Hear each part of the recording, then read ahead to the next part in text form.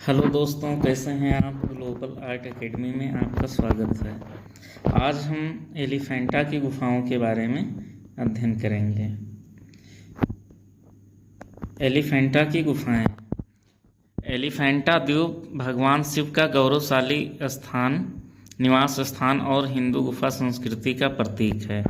ये मुंबई के निकट ओमान सागर में एक द्वीप पर 7 गुफाओं का संजाल है, जो अपने सुसज्जित मंदिरों और हिंदू पौराणिक कथाओं से चित्रों के साथ एक लुप्त हुई संस्कृति का अद्वितीय साक्ष्य है। यानी हम एलिफेंटा गुफा की बात करें तो ये गुफा एक टापू के अंदर है, यानी समुद्र के अंदर टापू में बना हुआ है, जो कि रॉक कट के माध्यम से कई शिव से संबंधित मूर्तियां उकेरी गई हैं। अगर हम बात करें तो ये धारापुरी द्वीप गुफाओं का शहर मुंबई से लगभग 10 किलोमीटर की दूरी पर बंदरगाह की पूर्व दिशा में स्थित है। और ये जो एलिफेंटा नाम है, ये पुर्तगालियों द्वारा दिया गया था। यह नाम पुर्तगाली नाविकों द्वारा पत्थर से निर्मित विशालकाय हाथी की प्रतिमा के पाए जाने के कारण दिया गया था। यानी एलिफेंटा से विशालकाय हाथी, जो कि पत्थर से निर्मित है, वहाँ पर पहले स्थित थी। पत्थर के इस हाथी को टुकड़ों में काट कर मुंबई ले जाया गया और किसी तरह इसे दोबारा जोड़ दिया गया था। ये आजकल महाराष्ट्र की महान राजधानी और जनसंख्यावार भारत के द्वीपीय शहर मुंबई के विक्टोरिया गार्डन चिड़ियाघर, यानी जिसे हम पहले विक्टोरिया गार्डन कहते थे, वर्तमान में उसका नाम बदल करके जीजा माता राष्ट्रीय उद्यान रखा गया है। तो यानी जो अगर प्रश्न बनता है कि एलिफेंटा का जो विशाल हाथी था वो वर्तमान में कहाँ सुरक्षित है, तो जीजा माता राष्ट्रीय उद्यान हमारा आंसर होगा। अगर जीजा माता राष्ट्रीय उद्यान नहीं है, ऑप्शन में विक्टोरिया गार्डन ही है, तो हम विक्टोरिया गार्डन टिक करेंगे।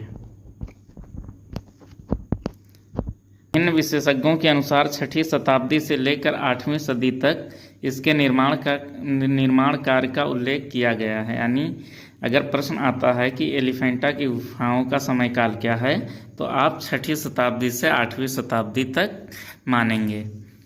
यहाँ गुफाओं के 2 समूह हैं, यानी एलिफेंटा में गुफाएं जो है 2 समूह में मिलती हैं हमें। पूर्व की ओर स्तूप पहाड़ी, यानी पहला जो है पूर्व की ओर स्तूप पहाड़ी, इसके शीर्ष पर ईंट का छोटा बौद्ध स्तूप होने के कारण यह नाम दिया गया। यानी स्तूप का मतलब क्या होता है? ऊंचा स्थान, टीला टाइप का, जिसमें 2 गुफाएं हैं, एक अधूरी है और कई तालाब शामिल हैं।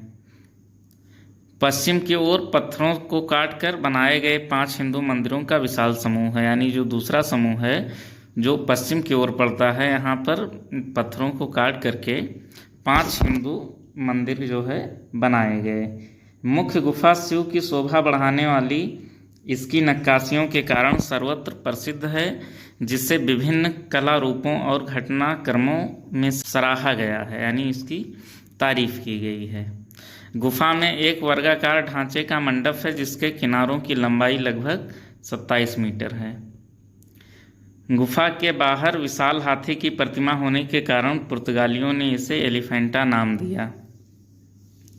यानी अगर प्रश्न बनता है कि एलिफेंटा गुफा का नाम एलिफेंटा किसने दिया, तो ये पुर्तगालियों ने दिया। इन गुफाओं का निर्माण 5वीं सदी के वाकाटक राजाओं से लेकर कलचुरी काल, राष्ट्रकूट काल तथा 10वीं शताब्दी के कलचुरी शासकों द्वारा माना जाता है। यानी हमने गुफाओं का जो है समय काल देखा था कि 6वीं से लेकर के और 8वीं शताब्दी। अगर ऐसा नहीं मिलता है, 5वीं से 10वीं मिलता है, तो हम उस पर भी टिक कर सकते हैं। यानी विद्वानों में इसके समय काल को लेकर के एक मत नहीं है, कई मत हैं, यानी उनमें अलग अलग मतभेद पाए गए हैं। तो कोई वाकाटक राजा को मानता है, तो कोई चालुक्य काल का बताता है, कोई राष्ट्रकूट काल का बताता है, और कोई कलचुरी शासकों को मानता है। अधिकांश विद्वान गुफाओं की रचना 8वीं शताब्दी में राष्ट्रकूट द्वारा बना मानते हैं। यानी अगर हम सहमति की बात देखें कि जहाँ पर अधिक विद्वानों का एक मत है तो वो माना गया है कि 8वीं सदी में राष्ट्रकूट शासकों के द्वारा एलिफेंटा गुफाओं का निर्माण किया गया। गुफा से प्राप्त मूर्तियाँ, ये महत्वपूर्ण हो जाता है। एलिफेंटा की बात करें तो यहाँ पर महेश मूर्ति या इसी को हम त्रिमूर्ति के नाम से जानते हैं, जो कि एलिफेंटा गुफा की सबसे महत्वपूर्ण प्रतिमा मानी जाती है। इसकी जो है ऊंचाई लगभग 181 फीट और चौड़ाई लगभग 24 फीट, और जो सिर का अगर हम देखें तो उसका सिर जो है 6 फीट का है। दूसरा देखते हैं शिव तांडव नृत्य प्रतिमा, जिसे हम नटराज की मूर्ति भी कह सकते हैं, यानी शिव जी को नृत्य करते हुए, यानी नटराज मूर्ति बनी हुई है, नृत्य करते हुए दिखाया गया है। गंगा पर शिव, ये भी एक स्कल्पचर है एलिफेंटा गुफा का। लकुलीस शिव, यानी तपस्या करते हुए शिव जी को भी दिखाया गया है। शिव पार्वती विवाह, यानी यहाँ पर शिव पार्वती विवाह का स्कल्पचर है, और ये बादामी की गुफा संख्या 1 में भी प्राप्त है। अर्धनारीश्वर, अर्धनारीश्वर का हमें रॉक कट मिल जाता है स्कल्पचर। रावण द्वारा क्षमा याचना, यानी नक्काशी करके बनाया गया है। रावण कैलाश पर्वत को हिलाते हुए, एलोरा की गुफा संख्या 16 में भी हमें मिल जाती है। कि अगर प्रश्न आता है कि एलिफेंटा गुफा को विश्व धरोहर सूची में यूनेस्को ने कब शामिल किया, तो 1987 में शामिल किया गया। ये महत्वपूर्ण फैक्ट है जिसे लर्न कर लेना है। अब हम देखते हैं यहाँ की जो मूर्तियाँ हैं जो शिलाकट में उकेरी गई हैं, तो उसको हम देख करके थोड़ा समझते हैं। त्रिमूर्ति यानी महेश की मूर्ति, ये जो बीच में हमें दिख रहा है,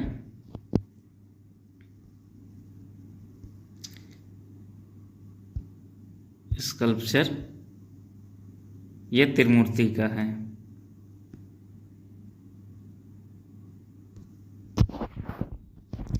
दूसरा अगर हम देखें, गंगाधर यानी शिव गंगा नदी को पृथ्वी पर ला रहे हैं, ये बहुत ही अद्भुत है। कुछ अंग जो है खंडित हो गए हैं, जैसे यहाँ पर हम देख सकते हैं कि शिव जी का हाथ जो है क्षतग्रस्त हो गया है, और बगल में एक महिला मूर्ति है, ये शायद पार्वती जी की हो सकती है। अर्धनारीश्वर यानी आधा पार्वती जी का स्वरूप है और आधा शिव जी का स्वरूप है, इसी को हम अर्धनारीश्वर की प्रतिमा कहते हैं।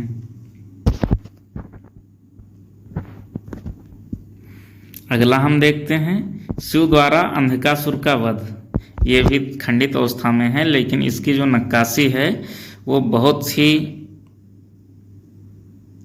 सटीक और सुंदर ढंग से किया गया है, जो कि अगर हम राष्ट्रकूट कला माने तो उसका अप्रतिम उदाहरण हमें मिल जाता है। यानी शिव जी अंधकासुर का वध कर रहे हैं। ये शिव विवाह का दृश्य है, ये देख सकते हैं आप, शिव जी हैं और पार्वती जी हैं। ये चट्टानों को जो है पत्थर को काट करके बहुत सूक्ष्मता के साथ जो है इसका अंकन किया गया है। ये देखिए नटराज की प्रतिमा है, ये शिव जी को नृत्य करते हुए दिखाया गया है, लेकिन इसमें क्या है कि कुछ अंग क्षतिग्रस्त हो गए हैं, जैसे हाथ और पैर, लेकिन फिर भी बहुत ही सूक्ष्मता के साथ और बहुत ही कुशलता के साथ यहाँ के जो है कारीगरों ने उसको उकेरा है। अब हम देखते हैं कैलाश पर्वत पर शिव और पार्वती, यानी जो हम स्कल्पचर पढ़े हैं कि एलिफेंटा गुफा से प्राप्त हैं, तो जहाँ तक हमें विभिन्न रिसोर्सेस से उसके चित्र प्राप्त हुए हैं वो आप लोगों के समक्ष हमने दिखाने की कोशिश की है। कैलाश पर्वत पर शिव और पार्वती, ये वाला दृश्य है,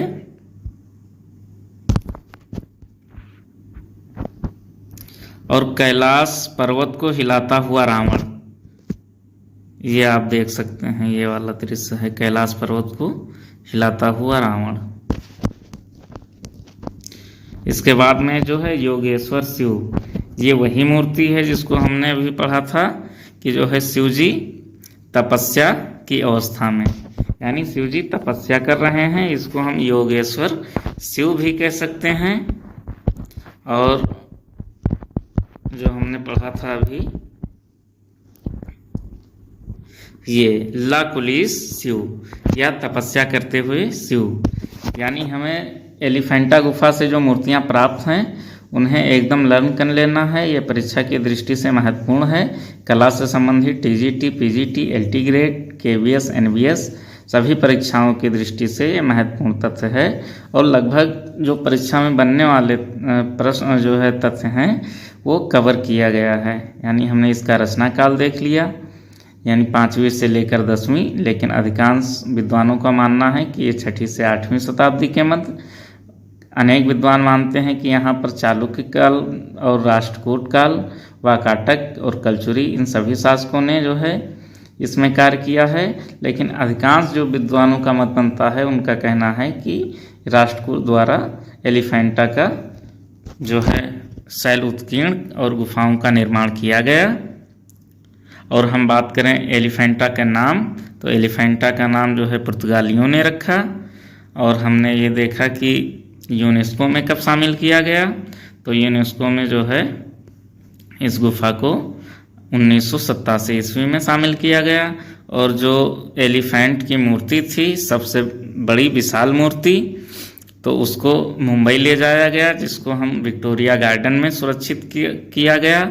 और सबसे महत्वपूर्ण प्रतिमा जो है त्रिमूर्ति है, इसको हम महेश की मूर्ति भी कहते हैं, जो कि एलिफेंटा से प्राप्त है। और विभिन्न मूर्तियां जो है परीक्षा की दृष्टि से महत्वपूर्ण है, जैसे गंगा पर शिव हो गया, लाकुलिस शिव या तपस्या करते शिव, या योगेश्वर शिव। शिव और पार्वती का विवाह, इसका भी स्कल्पचर। अर्धनारीश्वर का हमने देख लिया चित्र के माध्यम से। रावण द्वारा क्षमा याचना, ये भी महत्वपूर्ण है, रावण कैलाश पर्वत को हिलाते हुए, ये हमने देखा। इतना फैक्ट जो है आप लोग नोटबुक में नोट कर लीजिए, लर्न कीजिए, और परीक्षा की दृष्टि से जो भी प्रश्न बनेंगे लगभग इससे कवर हो जाएंगे। धन्यवाद।